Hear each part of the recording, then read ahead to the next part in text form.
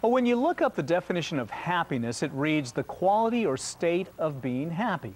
Sounds pretty simple, but we all know that reaching that state of happiness continues to be a challenge for millions of people every day. Researchers in psychology have begun studying happiness, and what they're finding are the key principles that can lead to a more fulfilling life. And here to share some of that knowledge with us is celebrity life coach and author of the new book, Happiness from the Inside Out, The Art and Science of Fulfillment. And Robert Mack is the author, and he's with us this morning. Robert, thanks for joining us. Good to see you. Thanks for having me, Marty. Tell us a little bit about the inside out. You're saying happiness comes from within, not from exterior instances or circumstances that we look at to make us happy. Yeah, it's really interesting. Like in the last 50 years, we've experienced unprecedented material and economic growth. And for most people, things have been really, really good. I mean, notwithstanding the recent recession, we've had more people living the American dream than ever before in the history of mankind. And at the same time, in the last 50 years, we've also had more depression, we've had more suicide, and we've had, even for non-clinical folks like yourself and I, happiness ratings haven't budged since 1950. So, you know, we've got sort of, there's this paradox, right? Yes, and folks are calling that the progress paradox. But interestingly enough, clearly, with the sort of, you know, the bottom line is that happiness doesn't come from external sort of material trappings and things that are sort of outside of who you are.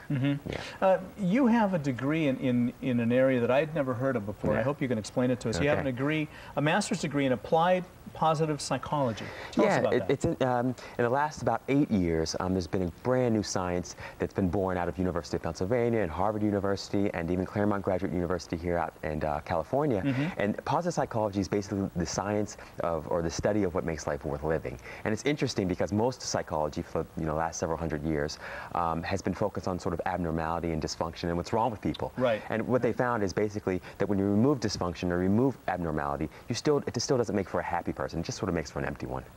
Interesting. Yeah. So you spent your master's degree time on this, and it kind of flips psychology on its head, doesn't it? Absolutely, it does, because most of psychology, like we said, is sort of focused on people's weaknesses and sort of the unconscious sort of assumption that if you fix what's wrong, you'll make for a happy person, you'll make for a successful one. Yeah. And by and large, that's not true. The most successful people in the world tend to be happy first, and that's really where I think sort of where the rubber hits the road.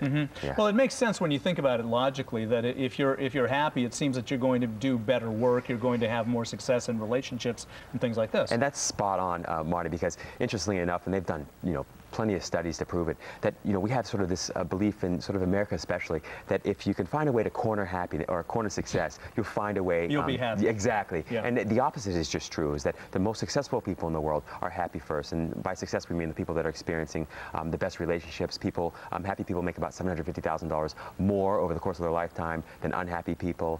When it comes to landing jobs and getting job interviews, happy people tend to do a lot better than unhappy people. And so there's a lot to be said for that. What have you found in researching your book that makes for a happy relationship? The most important relationship I think that you can begin to cultivate is the relationship with yourself. Most of us have this, what I like to call the Jerry Maguire complex, that in some way somebody else can complete you. But the truth is that there's nothing worse than being in a relationship with one or two unhappy people. And so if you want to create a better relationship for yourself, you've got to find a way to be happy, sort of regardless, and despite what's going on with the other person. That's really important. What surprised you in writing this book about finding out the key to happiness? Yeah, it's interesting because this was a really, really highly personal sort of experience for me. And, I think I was sort of most surprised by sort of how vulnerable you sort of make yourself when you write a book like this. I mean, I originally started writing the book because I was going through my own sort of depressive phase in my life, and I was trying to work my way out of it. And so I threw myself into doing a lot of research and a lot of studying, and I went to the Master's of Applied Positive Psychology program at Penn.